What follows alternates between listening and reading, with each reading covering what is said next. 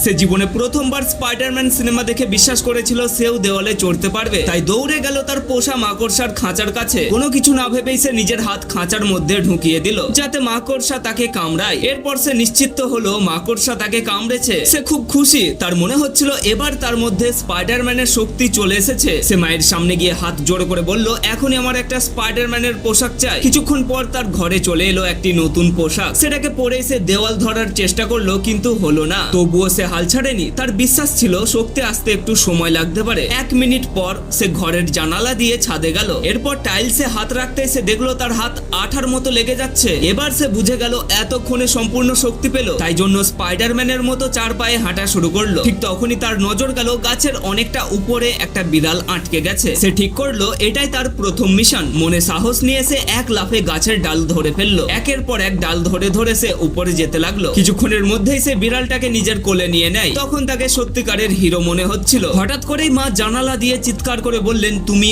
ওখানে কি করছো? তখন সে গর্ব করে বলল, মাকড়সা আমাকে কামড়েছে মা, আমি এখন স্পাইডারম্যান। মা শুধু বললেন, চুপচাপ নিচে চলে এসো। কিন্তু ছেলেটি নিচে তাকাতেই বুঝতে পারলো সে কতটা উপরে উঠে গেছে। ভয়ের চোটে সে থরথর করে কাঁপতে লাগলো। তবুও বিড়ালটাকে বুকে ধরে নিচে নামার চেষ্টা করলো। ঠিক তখনই নিচের ডালটা একদম মট করে ভেঙে গেল। কষ্ট করে সে এক হাত দিয়ে ধরলেও নিচেরটাও এবার পুরোপুরি ভেঙে যায় আর সোজা নিচে পড়ে যেতে লাগলো। শেষে সরাসরি তার বাম হাতটা ঠিকভাবে না পড়ার কারণে ভেঙে যায়। সে ব্যথায় চিৎকার করতে লাগে। কিন্তু অবাক করা বিষয় হলো বিড়ালটার কিছু হয়নি। তাই সে আঙুল দিয়ে দেখালো, লাইক করো, মিশন কমপ্লিট হয়ে গেছে। হাসপাতাল থেকে ফেরার পর মা তাকে বললেন, আমি মাকড়সাটিকে বনে ছেড়ে দিয়েছি আর পোশাকটিকেও ফেরত দিয়ে দেব। তখন সে মনে মনে ভাবলো, পোশাকের কোনো দরকার নেই, আমি তো অলরেডি স্পাইডারম্যান হয়ে গেছি।